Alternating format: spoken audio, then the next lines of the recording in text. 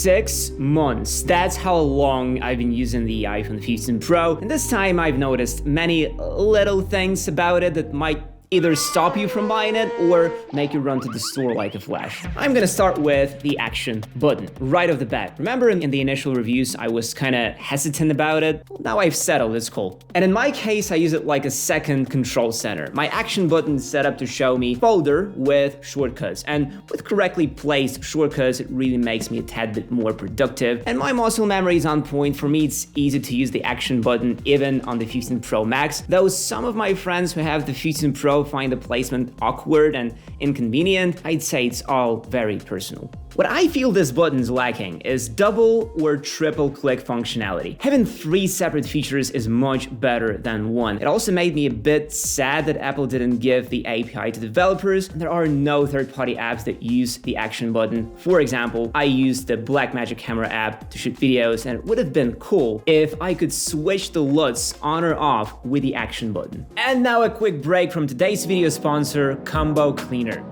The internet is like a wild west, full of dangers lurking in every corner. Did you know the average antivirus finds hundreds of vulnerabilities a day? That's the kind of security threat we're up against. But Combo Cleaner promises to be your digital sheriff, not just for your PC or Mac, but for your Android and iPhone too. It's not just about fighting off those nasty malware threats, it's about giving your device's storage a deep cleanse. We're talking about wiping out duplicate photos, redundant files, and all the junk clogging up your space. All of this comes under one roof with Combo Cleaner's premium plan, which is regularly updated to keep you ahead of the curve. I just installed it in a couple clicks and was seriously shocked to see how much junk it has found and deleted. What I like the most is that Combo Cleaner isn't just another antivirus. It's a comprehensive utility app that does a ton of things like blocking spam notifications or shielding your internet browsing by blacklisting malicious sites. It is definitely one of the most useful apps I have installed both on my iPhone and my Mac. Go to the video description, click the link to Combo Cleaner and get your 80% discount. But action button is only a small part of this phone. I said it before, I'm gonna say it again, I absolutely love these rounded edges. They make the phone so much more comfortable to hold. I recently used the Galaxy S24 Ultra and that phone was so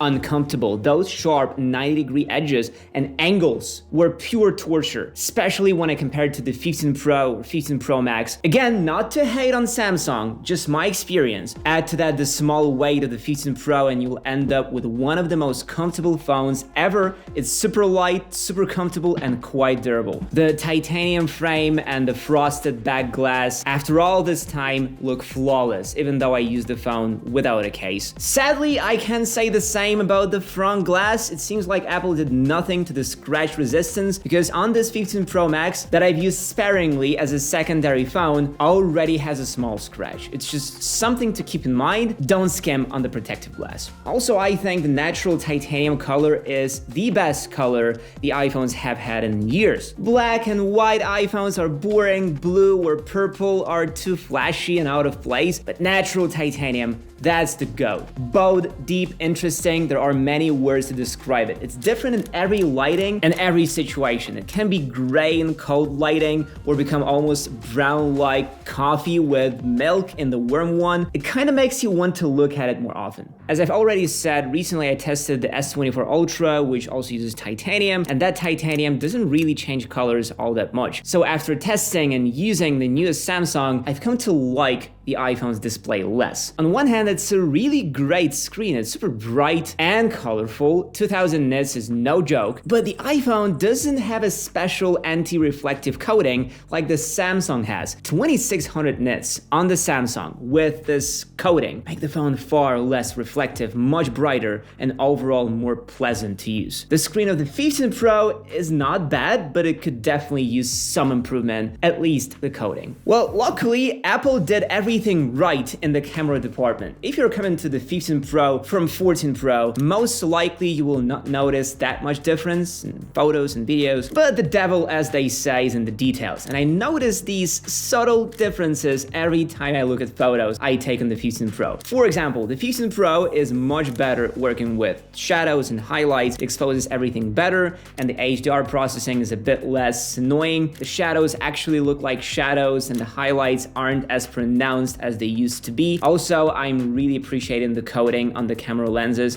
which helped to significantly reduce flaring. Initially, I didn't think of it as something big, but right now I can say that reduced flaring is a huge deal, and I wish Apple went a bit further with it. I also want to sprinkle some 15 Pro Max and say a few words about the 5X camera, because no matter how I love the 3X and the 15 Pro, the 5X is just more creatively enticing. It may not be as versatile as the 3X, but somehow it's challenging me and my skills. It teases me, basically. I didn't get that with the 15 Pro, so if you want to feel something really new in terms of the zoom, I would probably go for the 15 Pro Max. But mind the phone size, okay? 15 Pro Max isn't a small phone. There's also a thing to be said about the performance of the cameras on iPhones in comparison to the S24 Ultra, but we made a separate comparison video that you should definitely check out. Yet obviously the biggest thing for me about the cameras is the ability to shoot log videos. I'll admit most of the people buying this phone don't even know what it is or just don't care about it and will shoot all their videos in standard mode, and I'm fine with it. The video processing is still top-notch, but with a log, you can open a world of possibilities. And that's where I want to give you a few life hacks. 1. If you don't need that much storage but want to shoot log videos in 4K 60 internally or to an external drive, you don't have to pay for the memory upgrade. Just buy the 128 gig model and shoot the videos with a Blackmagic camera app. 2. Don't shoot ProRes. This is a very heavy codec and it requires a ton of space. Instead, set the codec to H.265, which is far more efficient and doesn't degrade the quality of the image. It's the best of both worlds. Also, the app itself allows you to preview the video with applied LUTs, which is really handy. It takes some time to master this app and all the settings, but let me tell you, it's worth it. And if you were paying attention to this part about the cameras, then you're definitely gonna like the Type-C port. Before I got the 15 Pro, I didn't really use my iPhone to shoot videos. Yes, back in the days, I used the iPhone to film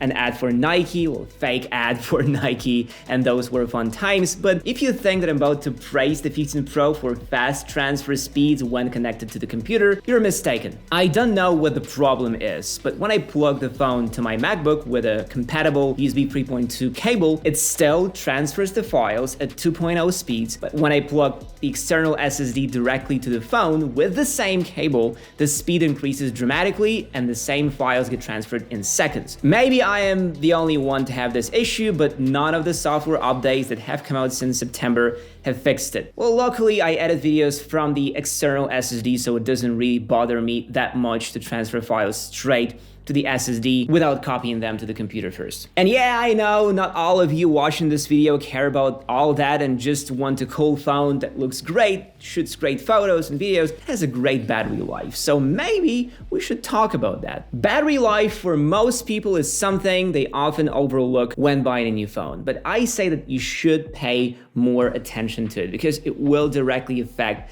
the experience and perception of the device. For example, the 14 Pro that I've used last year wasn't all that great with battery life, and the battery health was dropping like crazy. Here, on the other hand, Apple fixed its mistakes. The 15 Pro is much more consistent with its battery life, and the quality of the batteries themselves is also higher. It still gets me through one full workday, even when I push it to its limits. On weekends, it can last me 1.5 days, but I often still manage to use all the juice in one day. I charge the phone via the cable or with a battery pack, and by the way, we have a really great video about this battery pack and how it saves the iPhone's battery. I'm also thinking about making a switch to the 15 Pro Max just because of that bigger battery. I've used it side by side with the 15 Pro and the difference is really noticeable. 15 Pro Max holds charge almost as well as the Galaxy S24 Ultra, which I reviewed a few weeks back. Also, if you buy any of these new iPhones, make sure to go into settings and enable the 80% charge limit. Will help you preserve the battery health a bit more. So should you really buy the 15 Pro Max? Yes, you should. This is by far the best and most well-rounded iPhone I've seen in a while. It's super comfortable to use, it's durable, it looks great, performs great, its cameras are in the class of their own, and it doesn't disappoint in any way. I am definitely holding on to it, especially after hearing all those rumors about the 16 Pro. So if you have $1,000 for a new phone, this might be the best way to spend it. Also, make sure you clearly know what you're buying, because regardless of the similarities, the 15 Pro and 15 Pro Max have different audiences. 15 Pro is kind of like a one-man band. It can zoom and deliver good battery life, it's small and comfy, but it doesn't do one thing really well like the 15 Pro Max. 15 Pro Max is more about the zoom and battery. It does these two things really, really well. Thanks for watching and see you soon.